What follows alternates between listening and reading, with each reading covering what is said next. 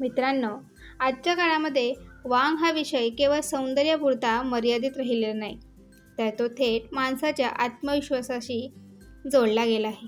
चेहऱ्यावर अगदी लहानसा काळसर डाग दिसलाय, तरी तो आरशामध्ये स्वतःकडे पाहताना मन अस्वस्थ होतं. लोक माझ्याकडे कसं बघत असतील? माझा चेहरा खराब दिसतोय का? असे विचार नकळत डोक्यात घोळू लागतात. विशेषतः महिलांमध्ये आणि तारुण्यामध्ये हा ताण अधिकच दिसून येतो.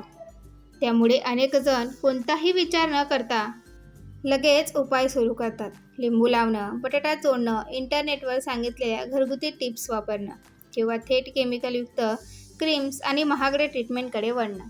सुरुवातीला थोडासा फरक जाणवतो देखील, पण काही दिवसातच परिस्थिती पुन्हा जैसे ते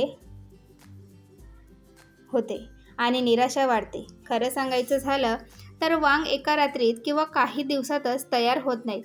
हे डाग म्हणजे शरीरात दीर्घकाळ चाललेल्या काही अंतर्गत प्रक्रियांचा बाह्य परिणाम असतो.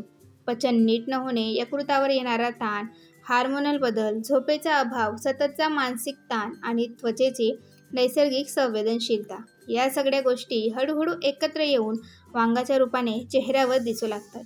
त्यामुळे आज उपाय केला आणि उद्या डाग गायब अशी अपेक्षा ठेवणं ही सगळ्यात मोठी चूक ठरते. कारण जेव्हा उपचार फक्त वरवरचे असतात, तेव्हा ते थांबवताच डाग परत येऊ लागतात. मूळ कारणांवर कामच झालेलं नसतं आणि समस्या पुन्हा डोकं वर काढते. म्हणूनच आजच्या ह्या व्हिडिओमध्ये आपण फक्त तात्पुरते उपाय पाहणार नाही. आपण समजून घेणार आहोत की वांग मुळापासून का तयार होतात, शरीराच्या आत नेमकं काय घडतं, ज्याचा परिणाम थेट चेहऱ्यावर दिसून येतो आणि कोणता उपाय खरोखर सुरक्षित, नैसर्गिक आणि दीर्घकाळासाठी परिणामकारक ठरू शकतात. मित्रांनो, हा व्हिडिओ माहितीपूर्ण आहेच, पण थोडा संयम देखील मागतो. त्यामुळे तो घाईघाईने न पाहता शांतपणे आणि लक्ष देऊन शेवटपर्यंत पाहणं फार महत्त्वाचं आहे. कारण योग्य समजूत आणि योग्य दिशा हाच वांगावर खरा उपाय ठरू शकतो. मित्रांनो, शरीरावर वांग येण्यामागचं सगळ्यात मोठं आणि दुर्लक्षित कारण म्हणजे शरीरातील वाढलेली उष्णता, विशेषतः पित्तदोष. अनेक लोकांना वर्षानुवर्षे पित्ताचा त्रास असतो, पण ते त्याकडे फारसं लक्ष देत नाहीत. छातीमध्ये जळजळ होणे, आंबट ढेकर येणे, तोंडाला कडू चव जाणवणं, लघवीला पिवळसर रंग दिसणं, अंगात सतत उष्णता जाणवणं ही सगळी पित्त वाढल्याची लक्षणं आहेत. आजच्या धावपळीच्या जीवनात लोक यावर उपाय म्हणून लगेच ॲसिडिटीच्या गोळ्या घेतात. या गोळ्या क्षणिक आराम देतात, जळजळ थांबवतात, पण पित्ताचा मूळ स्रोत जसा आहे तसाच राहतो. हळूहळू पित्त शरीरात साठत जातं आणि त्याचा परिणाम आतून बाहेर दिसू लागतो. आयुर्वेदानुसार पित्त हा उष्ण, तीक्ष्ण आणि 10 गुणांचा दोष आहे. जेव्हा हा दोष दीर्घकाळ नियंत्रणात न राहता वाढत जातो, तेव्हा तो रक्तात मिसळतो. रक्त हे संपूर्ण शरीरात फिरणारं माध्यम असल्यामुळे एकदा का ते दूषित झालं की त्याचा पहिला परिणाम त्वचेवर दिसून येतो. त्वचा म्हणजे शरीराचा आरसा आहे आणि चेहऱ्याची त्वचा ही सगळ्यात नाजूक आणि संवेदनशील असते. त्यामुळे रक्तातील उष्णता आणि दाह थेट चेहऱ्यावर उतरतो आणि काळसर जळाल्यासारखे ठिपक्यांसारखे वांग दिसू लागतात. जसं एखाद्या कापडी पिशवीत आतून निखारे ठेवले तर तिथे कापड पातळ आहे, तिथे आधी जळायला लागतं. अगदी तसंच पित्ताचं आणि वांगाचं नातं आहे. म्हणूनच वांगावर फक्त बाहेरून क्रीम, लेप किंवा ट्रीटमेंट लावणं हा अपुरा उपाय आहे. कारण समस्या त्वचेवर नाही तर शरीराच्या आत आहे. पित्त शांत करणं, शरीरातील उष्णता कमी करणं आणि रक्त शुद्ध करणं हे वांग कमी होण्यासाठी अत्यंत आवश्यक आहे. यासाठी योग्य आहार घेणं, मसालेदार, तिखट, आंबट पदार्थ टाळणं, पाणी पुरेसं पिणं, झोप आणि दिनचर्या सुधारणं खूप महत्त्वाचं ठरतं. जेव्हा आतून शरीर थंड आणि संतुलित होतं, तेव्हाच हळूहळू वांग फिकट पडू लागतात आणि कायमस्वरूपी फरक जाणवू लागतो. वांग आणि इतर त्वचेच्या समस्यांमागचं दुसरं मोठं कारण म्हणजे रोज पोट व्यवस्थित साफ न होणे. अनेक लोक याकडे फारच किरकोळ गोष्ट म्हणून पाहतात, पण प्रत्यक्षात हीच समस्या अनेक त्वचा रोगांची मूळ असते. जेव्हा पोट नियमितपणे साफ होत नाही, तेव्हा शरीरातील विषारी घटक म्हणजेच टॉक्सिन्स बाहेर न पडता आतच साठू लागतात. हे टॉक्सिन्स हळूहळू रक्तात मिसळतात आणि रक्ताच्या माध्यमातून संपूर्ण शरीरात फिरू लागतात. शरीराला जेव्हा हे घाणेरडे घटक बाहेर टाकायचे असतात, तेव्हा त्वचा हाच एक मार्ग बनतो. परिणामी चेहऱ्यावर वांग, पिंपल्स, काळसरपणा, निस्तेजपणा अशा समस्या दिसू लागतात. म्हणजेच त्वचेवर दिसणारी समस्या ही अनेकदा पोटात सुरू झालेल्या बिघाडाची बाह्य लक्षणं असतात. या सगळ्यात तिसरं आणि तितकंच गंभीर कारण म्हणजे चुकीची स्किन केअर, जी अनेकदा नकळत केली जात असते. आजच्या काळामध्ये जाहिराती, सोशल मीडिया आणि पार्लरच्या सल्ल्यांचा इतका प्रभाव झाला आहे की लोक स्वतःच्या त्वचेचा प्रकार समजून न घेता कोणताही प्रॉडक्ट वापरायला सुरुवात करतात. फेअरनेस, इन्स्टंट ग्लो, डाग गायब अशा आकर्षक शब्दांनी प्रभावित होऊन क्रीम, फेसवॉश, स्क्रब किंवा साबण थेट चेहऱ्यावर लावले जातात. पण वास्तव असं आहे की प्रत्येक व्यक्तीची त्वचा ही वेगळी असते. कोणाची कोरडी, कोणाची तेलकट, तर कोणाची अतिशय संवेदनशील. जे प्रॉडक्ट एका व्यक्तीला चालतं तेच दुसऱ्यासाठी घातक ठरू शकतं. स्वतःच्या त्वचेच्या गरजा न ओळखता केलेली स्किन केअर हळूहळू त्वचेसाठी नुकसानकारक ठरू शकते. विशेषतः केमिकलयुक्त किंवा हार्श प्रॉडक्ट्सचा वापर केल्याने त्वचेची नैसर्गिक संरक्षण व्यवस्था देखील बिघडते. त्वचेवर असलेला नैसर्गिक तेलाचा थर नष्ट झाला की त्वचा अधिक संवेदनशील बनते आणि बाह्य घटकांचा परिणाम लवकर होऊ लागतो.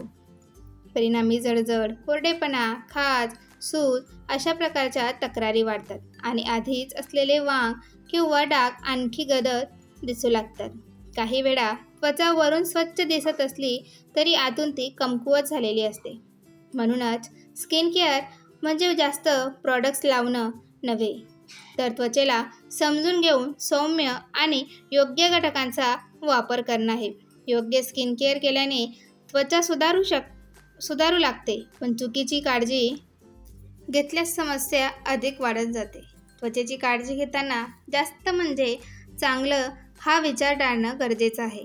शक्य तितके नैसर्गिक घटक वापरणे, घरगुती आणि सौम्य उपायांना प्राधान्य देणे फार महत्त्वाचे आहे. कोणताही नवीन प्रॉडक्ट वापरण्याआधी पॅच टेस्ट करणे अत्यावश्यक आहे, जेणेकरून त्वचेला त्याचा त्रास होणार नाही. तसेच चेहऱ्यासाठी हार्श साबण, जास्त फेस येणारे फेसवॉश आणि वारंवार स्क्रबिंग टाळणं गरजेचं आहे. त्वचेला जितकं सोपं, स्वच्छ आणि नैसर्गिक वातावरण मिळेल तितक्या लवकर ती स्वतःला बरी करायला सुरुवात करते आणि हळूहळू डाग, वांग आणि काळसरपणा कमी होऊ लागतो. मित्रांनो, हार्मोनल बदल हे विशेषतः स्त्रियांमध्ये वांग येण्यामागचं एक अत्यंत महत्त्वाचं कारण आहे. स्त्रीच्या आयुष्यामध्ये असे अनेक टप्पे येतात जिथे शरीराला हार्मोन्समध्ये मोठ्या प्रमाणावर बदल होत असतात, जसं की गर्भधारणा, डिलिव्हरीनंतरचा काळ, पाळीतील अनियमितता, PCOD किंवा रजोनिवृत्ती. या प्रत्येक अवस्थेमध्ये एस्ट्रोजन आणि प्रोजेस्टेरॉन सारख्या हार्मोन्सची पातळी सतत बदलत असते. हे हार्मोन्स त्वचेतील मेलॅनिनच्या निर्मितीवर थेट परिणाम करतात. जेव्हा मेलॅनिन जास्त प्रमाणात तयार होतं तेव्हा त्वचेवर काळसर डाग, पॅचेस किंवा वांग दिसू लागतात. त्यामुळे अनेक महिलांना असं वाटतं की अचानक चेहऱ्याचा रंग बदलतोय किंवा आधी नसलेले डाग दिसायला लागले आहेत. पण प्रत्यक्षात ही समस्या शरीराच्या आत चाललेल्या हार्मोनल बदलांचा परिणाम असते. आजच्या धावपळीच्या जीवनशैलीत अनेक वेळा डॉक्टरांचा सल्ला न घेता हार्मोनल औषधांचा वापर केला जातो. गर्भनिरोधक गोळ्या, पाळीपुरी ढकलण्यासाठी घेतल्या जाणाऱ्या गोळ्या किंवा काही वेळी PCODसाठी चुकीच्या पद्धतीने घेतलेली औषधं शरीरातील नैसर्गिक संतुलन बिघडवू शकतात. यामुळे हार्मोन्स अधिक अस्थिर होतात आणि त्वचेवरील वांग अधिक गडद होण्याची शक्यता देखील वाढते. काही महिलांमध्ये सुरुवातीला फरक दिसत नाही, पण हळूहळू चेहऱ्यावर काळसरपणा वाढत जातो. म्हणूनच अशा कोणत्याही औषधांचा वापर स्वतःच्या मनाने किंवा कोणाच्या सल्ल्याने न करता तज्ज्ञ डॉक्टरांच्या मार्गदर्शनाखालीच करणं अत्यंत गरजेचं आहे. मित्रांनो, महत्त्वाची गोष्ट म्हणजे तर हार्मोनल असंतुलनाचं मूळ कारण ओळखून योग्य उपचार केले तर अनेक वेळा कोणताही बाह्य उपाय न करता सुद्धा वांग आपोआप कमी होताना दिसू लागतात. योग्य आहार, नियमित व्यायाम, पुरेशी झोप, ताणतणावाचे नियंत्रण आणि आवश्यक ते वैद्यकीय उपचार घेतल्यास हार्मोन्स हळूहळू संतुलित होऊ लागतात. जेव्हा शरीर आतून संतुलित होतं तेव्हा त्वचाही आपोआप सुधारायला लागते. म्हणूनच फक्त क्रीम्स किंवा ट्रीटमेंट्सवर अवलंबून न राहता मूळ कारण ओळखून त्यावर काम करणं हेच खऱ्या अर्थाने शहाणपणाचं आणि दीर्घकाळ टिकणारा उपाय आहे. आतून शरीर शुद्ध करण्यासाठी कडुलिंब हा आयुर्वेदातील अत्यंत प्रभावी, जुना आणि विश्वासा उपाय मानला जातो. आयुर्वेदाच्या दृष्टीने पाहिलं तर वांग, पिंपल्स, वारंवार होणारी खाज, फंगल इन्फेक्शन, त्वचेवर उठणारे फोड किंवा डाग हे केवळ बाहेरून लागलेल्या संसर्गामुळे होत नाही, तर त्यामागे शरीरातील रक्तातील दूषितपणा, वाढलेलं पित्त, पचनसंस्थेतील बिघाड आणि शरीरात साठलेली अतिरिक्त उष्णता ही प्रथम कारण असतात. मित्रांनो, कडुलिंबामध्ये नैसर्गिकरित्या रक्तशुद्धी करणारे घटक, जंतुनाशक गुणधर्म आणि दाह कमी करणारी शक्ती असते. म्हणूनच आयुर्वेदात कडुलिंबाचा कडू पण अमृतासमान असं मानलं जातं. 7 ते 8 कोवडी कडुलिंबाची पानं निवडून ती स्वच्छ धुवून त्यात थोडंसं पाणी घालून नीट ठेचून 20 ते 30 मिली रस काढणं हा उपाय अतिशय साधा असला तरी त्याचा परिणाम खोलवर होतो. मित्रांनो, यामध्ये फक्त चिमूटभर शुद्ध हळद मिसळल्याने त्याची औषधी ताकद आणखीनच वाढते. कारण हळद ही स्वतःचं एक नैसर्गिक अँटीसेप्टिक, अँटीबॅक्टेरियल आणि अँटी इन्फ्लमेटरी घटक आहे. हा कडुलिंब आणि हळदीचा रस सकाळी उपाशीपोटी घेण्यामागे विशेष कारण आहे. उपाशीपोटी घेतल्यावर हा रस थेट पचनसंस्थेतून रक्ताभिसरण मिसळतो आणि शरीरातील विषारी घटक बाहेर टाकण्याची प्रक्रिया वेगाने सुरू करतो. पोट रिकामा असल्यामुळे त्याची औषधी पूर्णपणे शोषले जातात. हा रस घेतल्यानंतर किमान अर्धा तास काही खाऊ नका, कारण लगेच अन्न घेतल्यास त्याचा प्रभाव कमी होऊ शकतो. सलग 7 ते 10 दिवस हा उपाय केल्याने शरीरातील अतिरिक्त उष्णता कमी होऊ लागते, पित्तदोष शांत होतो आणि रक्त हळूहळू शुद्ध होण्यास सुरुवात होते. याचा थेट परिणाम त्वचेवर दिसून येतो. त्वचेवरील सूज कमी होते, नवीन पिंपल्स येणं थांबतं आणि आधीपासून असलेल्या समस्या हळूहळू आटोक्यात येऊ लागतात. अनेक वेळा लोकांना या काळामध्ये पचन सुधारल्याचाही अनुभव येतो, कारण कडुलिंब पचनसंस्थेवरही सकारात्मकता परिणाम करतो. कडुलिंब आणि हळद यांचे गुणधर्म केवळ पारंपरिक आयुर्वेदापुरते मर्यादित नाही, तर आधुनिक संशोधनातही त्यांचे फायदे सिद्ध झालेले दिसतात. कडुलिंबात असलेले अँटीबॅक्टेरियल आणि अँटीफंगल घटक त्वचेवर वाढणाऱ्या हानिकारक जंतूंना नष्ट करणारे काम करतात, ज्यामुळे पिंपल्स, फंगल इन्फेक्शन, खाज आणि त्वचेवरील संसर्ग कमी होतो. हळदीतील कर्क्युमिन हा घटक सूज, लालसरपणा आणि इन्फ्लेमेशन म्हणजे जळजळ कमी करण्यास मदत करतो. या दोन्ही घटकांमध्ये भरपूर प्रमाणात अँटीऑक्सिडंट असल्यामुळे त्वचेच्या पेशींना फ्री रॅडिकल्समुळे होणाऱ्या नुकसानीपासून संरक्षण मिळतं. यामुळे त्वचेचं अकाली वृद्धत्व, काळेपणा, पिगमेंटेशन आणि जुने डाग कमी होण्यास मदत मिळते. रक्त शुद्ध झाल्यामुळे त्वचेचं नैसर्गिक तेज वाढतं, चेहरा अधिक स्वच्छ, तजेलदार आणि निरोगी दिसू लागतो आणि दीर्घकाळ वापरल्यास त्वचेच्या मूळ समस्यांवर उपाय झाल्याचा अनुभव अनेक लोकांनी घेतला आहे. पण मित्रांनो, हा उपाय करताना काही महत्त्वाची काळजी घेणे अत्यावश्यक आहे, कारण कडुलिंब हे अतिशय प्रभावी औषधी वनस्पती आहे आणि त्याचे अतिसेवन केल्याने पोटदुखी, मळमळ किंवा पचनाच्या इतर तक्रारी उद्भवू शकतात. त्यामुळे हा उपाय नेहमी मर्यादितच करावा. गर्भवती महिला आणि स्तनपान करणाऱ्या मातांनी कडुलिंबाचा रस घेऊ नये, कारण तो त्यांच्या आणि बाळाच्या आरोग्यास उपायकारक ठरू शकतो. तसेच जर कोणाला आधीपासूनच गंभीर त्वचा रोग, मधुमेह, इतर दीर्घकालीन आजार असतील किंवा कोणतेही औषधोपचार सुरू असतील, तर हा उपाय सुरू करण्यापूर्वी डॉक्टरांचा किंवा आयुर्वेदाचार्यांचा सल्ला घेणं फार गरजेचं आहे. लक्षात ठेवा की कडुलिंबाचा रस हा थेट मुळावर काम करतो, त्यामुळे पुढे नवीन वाफ किंवा त्वचेच्या समस्या पुन्हा होण्याची शक्यता फारच कमी होते. पण सर्वोत्तम परिणामांसाठी संतुलित आहार, पुरेसं पाणी, जंक फूड टाळणं, त्वचेची योग्य निगा राखणं हे सगळं एकत्र करणं तितकंच महत्त्वाचं आहे. मित्रांनो, बाहेरून लावण्यासाठी जायफळ आणि बदामाचा लेप हा अत्यंत प्रभावी आणि पारंपरिक उपाय मानला जातो. जायफळामध्ये नैसर्गिक अँटीसेप्टिक, अँटीबॅक्टेरियल आणि त्वचेच्या खोल थरापर्यंत पोहोचणारे गुणधर्म असतात, ज्यामुळे जुने डाग, वांग, पिंपल्सच्या खुणा आणि त्वचेवरील असमान रंग हळूहळू कमी होण्यास मदत मिळते. बदामामध्ये नैसर्गिक तेल, व्हिटॅमिन ई आणि पोषक घटक मुबलक प्रमाणात असल्यामुळे त्वचेचा कोरडेपणा कमी होतो आणि त्वचा मऊ, लवचिक आणि पोषणयुक्त राहते. कच्च्या दुधामध्ये सहाणेवर जायफळ आणि बदाम उकाळून केलेली मऊ पेस्ट त्वचेचा सौम्य पोषक देते. म्हणून कच्चं दूध त्वचा स्वच्छ ठेवते आणि नैसर्गिक ग्लो आणायला मदत करतं. हा लेप अंघोळीच्या आधी साधारणतः 10 मिनिटे डागांवर किंवा प्रभावित भागावर लावल्यास जायफळ त्वचेचं खोलवर काम करतं, तर बदाम त्वचेची आर्द्रता टिकवून ठेवतं. नियमितपणे वापर केल्यास त्वचेचा रंग समतोल होतो, डागांची तीव्रता कमी होते आणि त्वचा अधिक स्वच्छ आणि तजेलदार दिसू लागते. दुसरा प्रभावी बाह्य उपाय म्हणजे भाजलेल्या मसूर डाळीचा पिठाचा वापर. मसूर डाळ त्वचेसाठी नैसर्गिक क्लिन्झर आणि सौम्य स्क्रबप्रमाणे काम करते. तुपात हलकं भाजलेलं मसूर डाळीचं पीठ रात्री कच्च्या दुधात मिसळून चेहऱ्यावर किंवा डाग असलेल्या भागावर लावल्याने त्वचेवर साठलेली मृत पेशी म्हणजेच डेड स्किन हळूहळू निघून जाते. थोडासा चुकल्यावर हलक्या हाताने चोरून काढल्यास रक्ताभिसरण सुधारतं आणि त्वचेला नैसर्गिक उजळपणा येतो. या प्रक्रियेमुळे त्वचेचा वरचा थर स्वच्छ होतो आणि डाग हलके होण्यास मदत मिळते.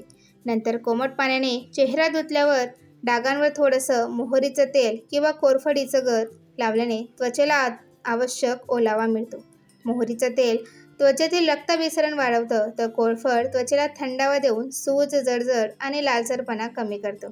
मित्रांनो, अंतिम मार्गदर्शन म्हणून हे लक्षात ठेवणं खूप महत्त्वाचं आहे.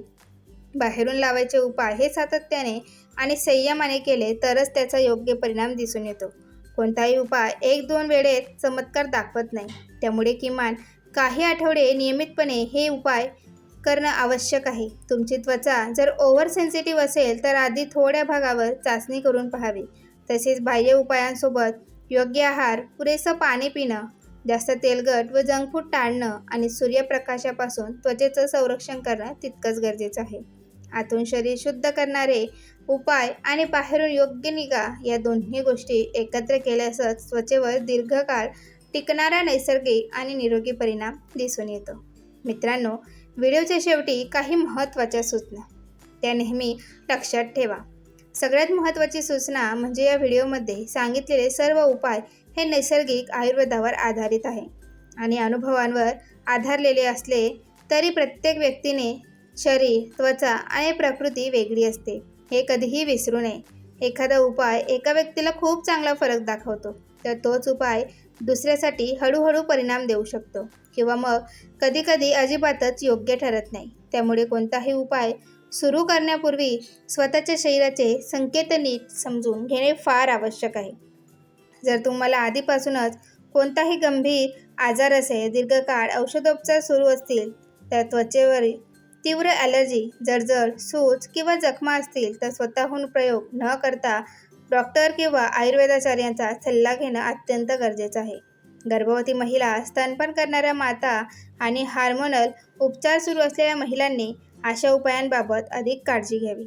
कारण शरीरात चालू असलेली अंतर्गत प्रक्रिया समजून न घेता केलेले उपचार कधीकधी फायदेशीर ठरण्याऐवजी नुकसानकारक ठरू शकतात. लक्षात ठेवा की आरोग्य आणि त्वचा यामध्ये सर्वांसाठी एकच असा उपाय कोणताही शॉर्टकट नसतो. दुसरी आणि तितकीच महत्त्वाची सूचना म्हणजे संयम, सातत्य आणि योग्य अपेक्षा. आजच्या काळामध्ये आपल्याला सगळे लगेच हवं असतं. लगेच फरक, लगेच परिणाम आणि लगेच ग्लो. पण शरीर आणि त्वचा या दोन्ही गोष्टी वेळ घेतात. वांग हे काही दिवसातच तयार झालेले नसतात, त्यामुळे ते काही दिवसात पूर्णपणे नाहीसे होतील अशी अपेक्षा ठेवणं वास्तववादी ठरतं. जेव्हा तुम्ही आतून शरीर शुद्ध करणं, आहार बदलणं, झोपेत सुधार करणं, पुरेशी झोप घेणं आणि बाहेरून योग्य निगा राखणं हे सगळं एकत्र करता, तेव्हा परिणाम हळूहळू खोलवर होतो. सुरुवातीला फरक अगदी हलकासा जाणवेल. जळजळ कमी होणं, त्वचेचा ताण कमी होणं, नवीन डाग येणं थांबणं आणि नंतर हळूहळू जुने वांग फिकट पडायला लागतील. त्यामुळे मध्येच उपाय सोडून देणं, सतत उपाय बदलत राहणं किंवा काहीच फरक पडत नाही असं म्हणून निराश होणं टाळावं. त्वचेवरच नाही तर स्वतःच्या मनावरही संयम ठेवा. कारण जेव्हा तुम्ही स्वतःच्या शरीराला समजून घेऊन त्याच्याशी सहकार्य करता, तेव्हा बदल केवळ चेहऱ्यावरच नाही तर तुमच्या आत्मविश्वासातही दिसू लागतो. ही माहिती उपयुक्त वाटली असेल तर व्हिडिओला लाईक करा. आपल्या मित्रमैत्रिणींना आणि कुटुंबियांना नक्की शेअर करा. अशाच आरोग्य, घरगुती उपाय आणि जीवनोपयोगी माहितींसाठी आपल्या चॅनलला सबस्क्राईब करायला विसरू नका. मी आहे निलिमा. भेटूया पुन्हा एका नवीन आणि उपयुक्त व्हिडिओमध्ये. तोपर्यंत स्वतःची आणि आपल्या कुटुंबाची काळजी घ्या. धन्यवाद.